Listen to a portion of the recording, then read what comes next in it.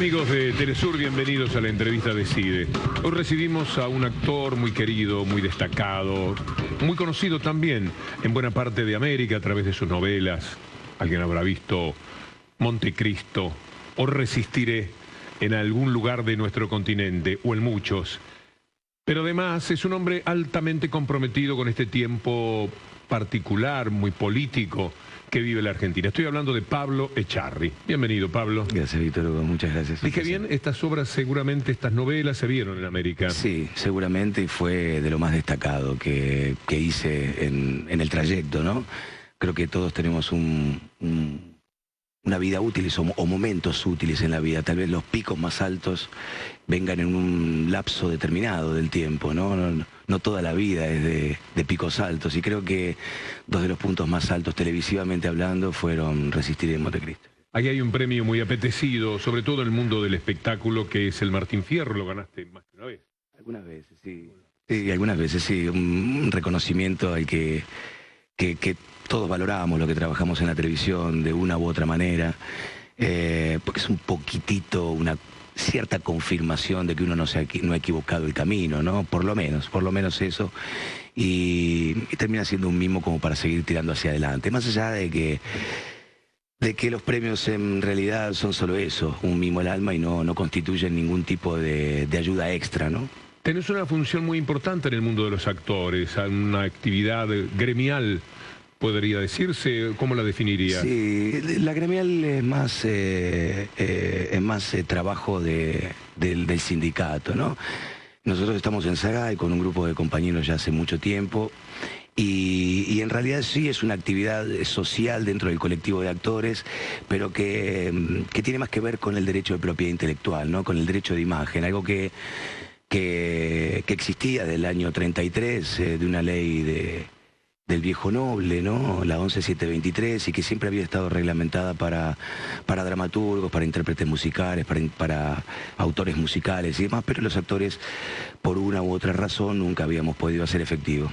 Vamos a ver cómo se llegó a hacer efectivo, pero cuando él dice el viejo noble, quiero aclararle a los amigos de Telesur, está hablando del fundador del diario Clarín, que tuvo esa actividad muy importante en esa década de los años 30, sí, que influyó, dejó una pista muy pero muy valiosa, que ahora se ha recorrido en forma muy enfática. Muy valiosa y de vanguardia, ¿no?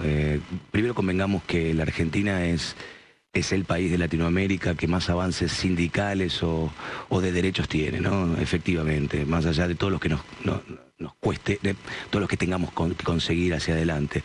Y bueno, en el año 33, Noble redactó una ley que fue la 11723, que hablaba del derecho de propiedad intelectual de los artistas, algo que casi no existe en el resto de Latinoamérica.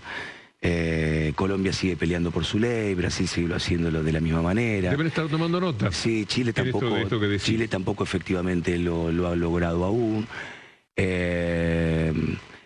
Perú otro tanto. Nosotros, me parece que por la historia que ya teníamos de lucha sindical y de un montón de logros que habíamos conseguido en este periodo, primero con el primer gobierno de Néstor Kirchner y posteriormente con el de Cristina, se pudieron regularizar esa situación de los actores. En realidad era un resarcimiento histórico, no fuimos a pedir nada que no nos correspondiera, simplemente revisar esa ley y que sea efectiva para nosotros también. No es una casualidad que haya ocurrido en este periodo. Cuando separaste las manos, estabas hablando, me dio la impresión, aquí había 12 años. 12 años, exacto. 12 años de enorme crecimiento en lo que significa ajuste de derechos, ¿no? No solamente para nosotros los actores, que por primera vez fuimos mirados a los ojos, sino para vastos sectores de la sociedad que siempre han sido relegados. Y bueno, este periodo de 2 años nos ha mirado a la cara y nos ha hecho un poco más dignos que antes. Tu historia de hombre que ama la política y que lucha, aún comprometiendo su propia carrera, de alguna forma, ¿es de antes o es a partir de este periodo en el que fuiste comprendiendo ciertas cosas que te diste cuenta que eran afines con tu sensibilidad? Sí, definitivamente tuvo que ver con este periodo de, como hablábamos, de 12 años. Yo fui una víctima de la dictadura y del posterior neoliberalismo, ¿no? Que hablaba del vaciamiento de valores o del terror que significaba luchar por los ideales de cada uno.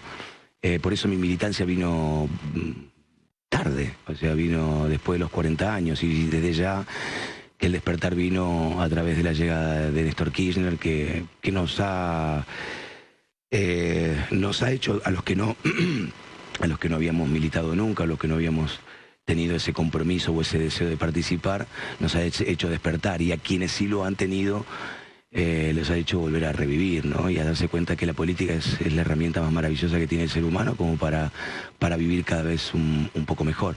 Así que bueno, fui un ausente de la política, descreyendo de los políticos, creyendo que la política era sucia, que, bueno, me lo habían inculcado sistemáticamente.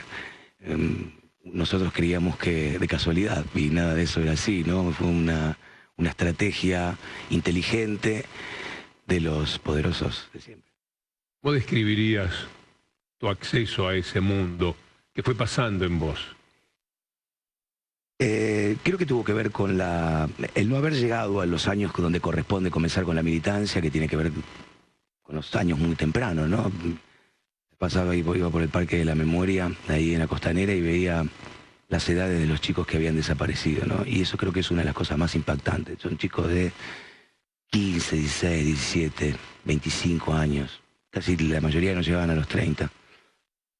Salvando de que a mí no apareció de esa forma, creo que vino con la adultez y con el haberme constituido en padre de familia y darme cuenta que la carrera que yo impulsaba, ese deseo de actuar, de ser reconocido y aceptado, estaba entrando en un perfecto segundo plano a la hora de compararlo con las necesidades de expresión ideológica. Me empecé a dar cuenta que el expresarme ideológicamente y defender mis propios intereses era mucho más importante que subirme a cualquier tabla o hacer cualquier película, aunque sea con el director más afamado o el mejor personaje, o ganar la mayor cantidad de dinero o el premio que sea. Entonces estamos hablando de algo humanamente muy fuerte.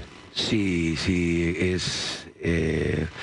atraviesa. Me parece que cuando llega a los que le llega, los atraviesa y no los deja indiferentes, no pueden ya volver atrás, y se dan cuenta que esa necesidad de expresar, y no solamente de expresarse por la necesidad de expresarse en sí, sino porque la expresión, lo que uno expresa, es la defensa de sus propios intereses y de su propia familia. Entonces empecé a entender que era aquí y ahora, y que no había que perder más tiempo, inclusive con el peligro de poder recibir algún tipo de represalia o no ser bien visto por una cantidad de espectadores o de telespectadores o de concurrentes al teatro o al cine. Hiciste algo, Pablo, que exige una enorme valentía, que es romper con la pertenencia, con la cómoda pertenencia al amor de la gente que ama al galán, al actor, y que por supuesto no es considerado prima facie como una persona políticamente comprometida.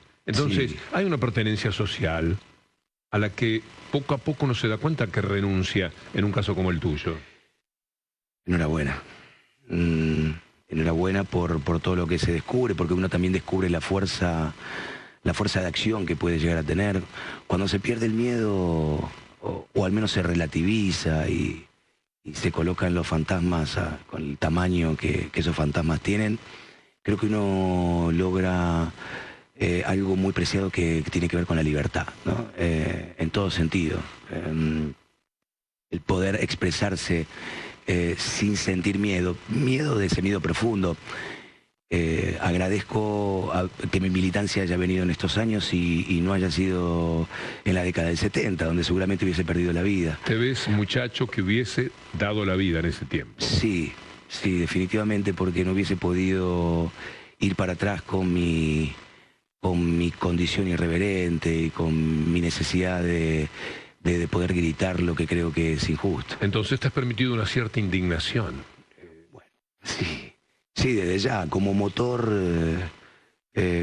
importantísimo para impulsar hacia adelante. O sea, creo que inclusive la ambición es un motor tan importante como la indignación. Sí, hay una frase en Galileo Galilei, en la obra Galileo Galilei, en la que él está argumentando con sus convicciones, con gran fuerza, y alguien le dice en la obra de teatro, serenate, serénate, Galileo. Y él dice, no, indígnate tú también, ¿verdad? Sí, sí. Para no dejarlos en las frases, creo que la indignación en nosotros como pueblo tiene un arraigo muy concreto. O sea, tiene que ver con realidades transcurridas, tiene que ver con hechos concretos, palpables que han sucedido, que nos ha sucedido a nosotros como habitantes de este país. Entonces esa indignación para el que quiere revisar el pasado, tratar de entender el porqué de las cosas, es un sentimiento casi imposible de evitar, porque los pormenores de los años que me han tocado vivir a mí y los que han tocado antes de que yo tenga uso de razón, en la mayoría de los casos han sido indignantes, salvo periodos muy concretos de la Argentina que hubo gente que verdaderamente pensó por los que menos tenían. Pero puede decirse que en esto que estás contando llegaste al mejor ser humano posible. Podrás mejorarlo, pero quizás nunca te sentiste mejor, más pleno, más importante para vos mismo que ahora. Definitivamente, Víctor Hugo. Tiene que ver con expresar mi idea con la rabia necesaria, sin faltar el respeto. Una de las cosas que aprendí en todos estos años lo aprendí mucho de vos, debo decirlo, es discutir argumentando y siempre buscando complementar y hacer bien completa y compleja esa frase para quien vaya a escuchar enfrente, no dejarle ningún resquicio de odio o de revancha, ¿no? Simplemente porque si hubiese algún tipo de resentimiento en lo que estuviese diciendo, lo que estoy diciendo ya caería en saco roto. Entonces, una de las cosas que fui aprendiendo con el tiempo es argumentar con tranquilidad, buscar imponer, ¿no?, de la mejor manera mi idea, con argumentos. Y esos argumentos vienen a través de la información. Quiero conocerlos después de la pausa. ¿Qué capacidad de argumentación se desarrolla en alguien que empieza a vivir muy lúcidamente su vida y se compromete con una realidad muy discutida, no solamente en la Argentina, en toda América Latina tenemos en estos momentos una fuerte discusión y es muy bueno poder participar de ella? Es un lindo tiempo este que nos toca vivir, porque es un tiempo en el que cada uno de nosotros está viviendo la aventura de ser cada vez un poco mejor. Tras la pausa seguimos hablando con Pablo Echarri.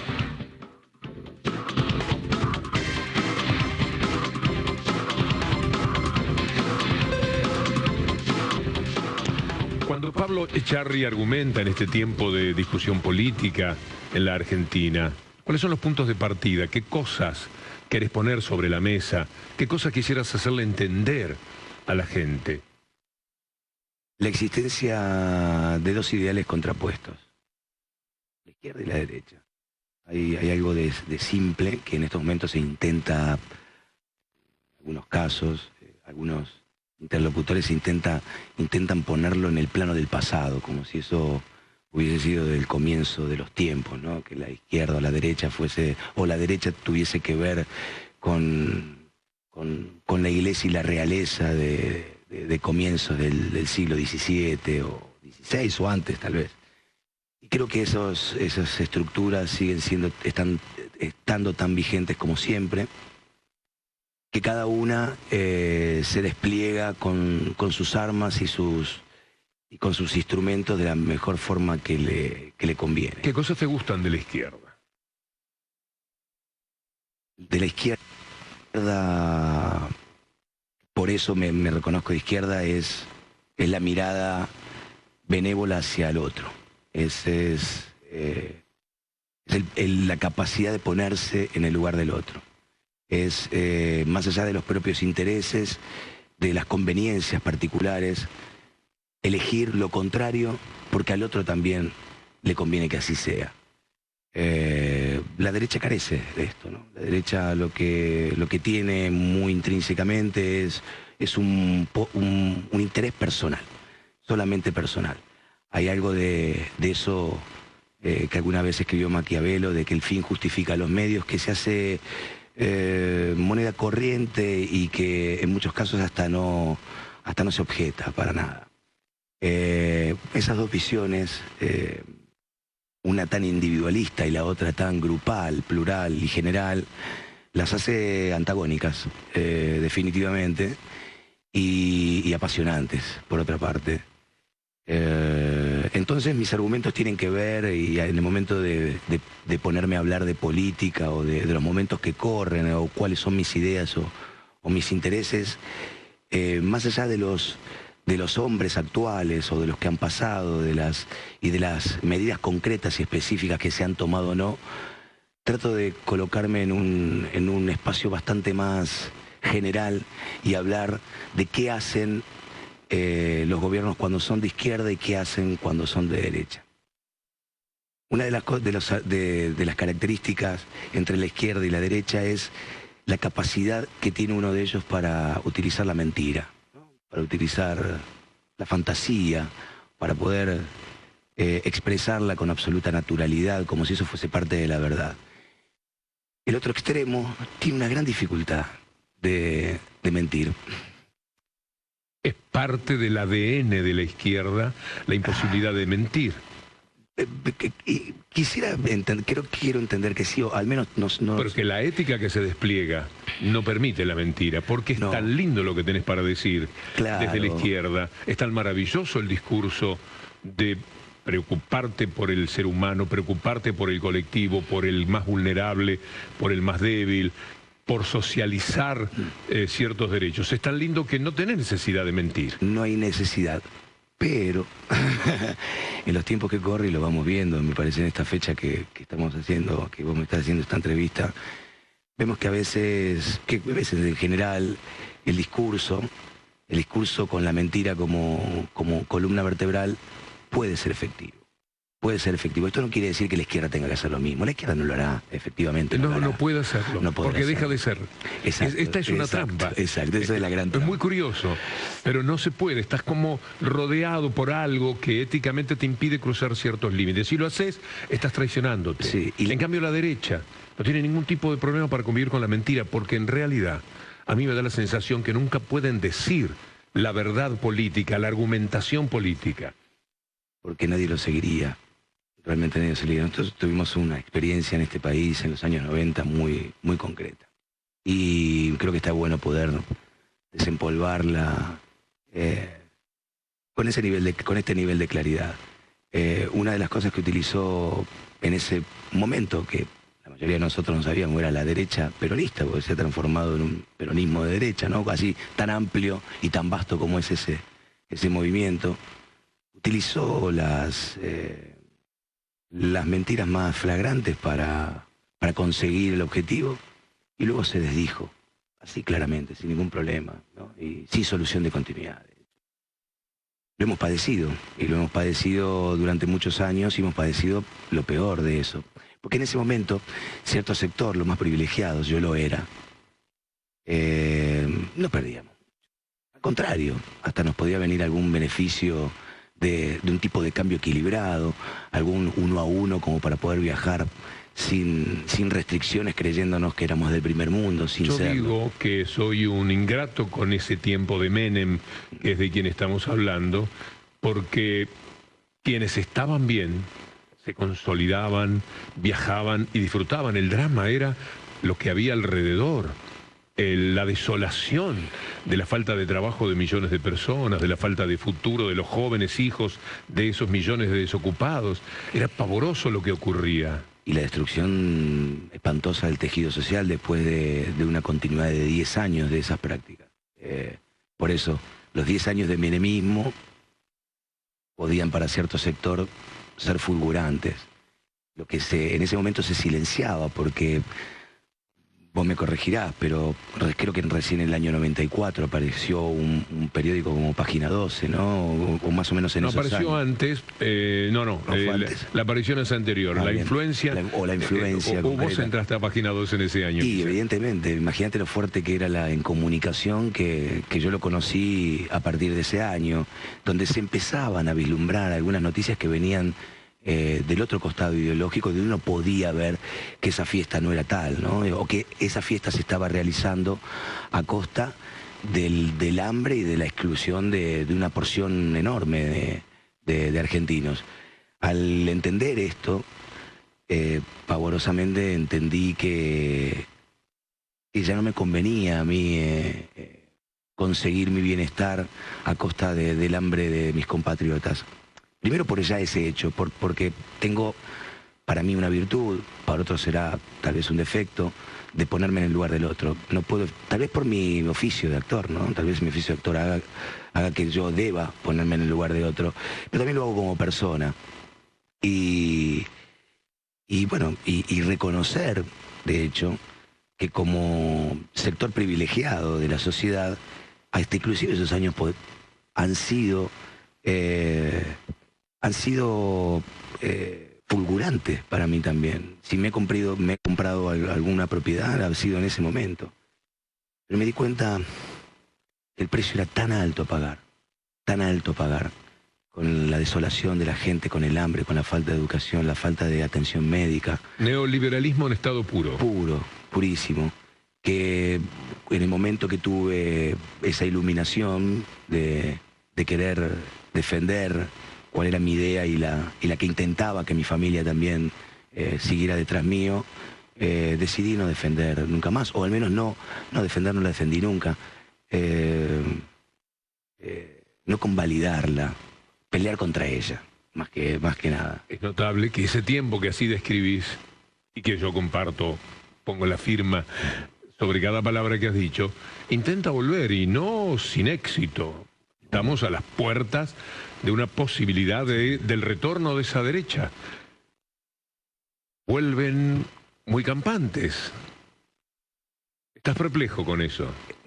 Estoy un poco choqueado por el resultado de la última elección. ¿Crees que es definitivo? No. No creo que sea ¿Pensás que el 22 de noviembre las cosas pueden ser diferentes? Sí. Sí, definitivamente. Creo que cuando el embudo más se angosta y cuando se hace más fino ese agujero para pasar, hay una gran porción de la sociedad que va a entender esto que estamos charlando vos y yo. Esta diferencia de ideologías, más allá de lo que se exprese y lo que se discurse, en realidad encierran medidas como las encierra la izquierda de solventar el mercado interno, de ayudar a los que menos tienen, de generar una línea de subsidios y de apoyo para que cierta parte segregada de la sociedad por lo menos esté a la altura de lo mínimo indispensable que puede tener. La derecha definitivamente va a utilizar las recetas de siempre.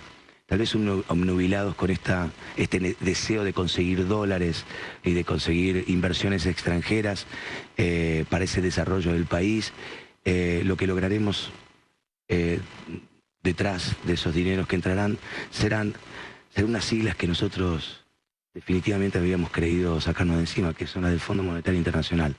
El Fondo Monetario Internacional va a volver, definitivamente, una vez más. Volverá a la Argentina en el caso de que la derecha gane. Y si eso es así, creo que debemos hacernos realmente muy fuertes, debemos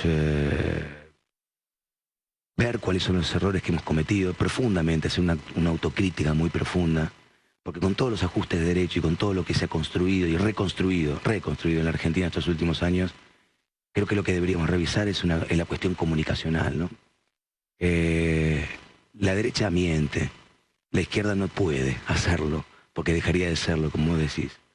Creo que habría que encontrar una forma de comunicarle a la gente, no jugar con las mismas armas de la derecha, pero tal vez no sentirnos tan seguros de que lo hecho y lo realizado nos va a representar y nos va a hacer el campo liso para que esa transformación sea in eternum, ¿no? El juego político, más allá de vivirlo, hay que comunicarlo.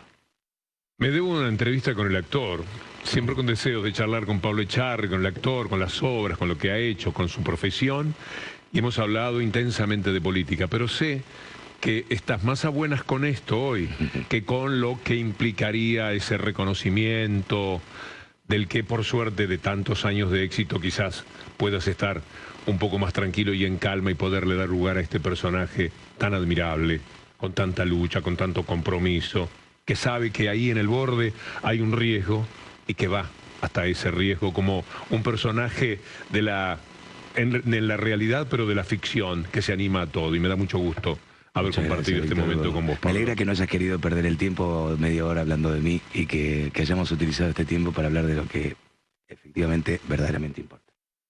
Se darán cuenta cuánto me ha dado de placer charlar con Pablo Echarri como acabamos de hacerlo. No será la única ocasión. Tendremos que revisar en las medidas de las posibilidades de nuestros encuentros en la entrevista de CIDE. Una vez más un placer, una vez más la invitación para mañana. Un abrazo, muchas gracias, muy buenas noches.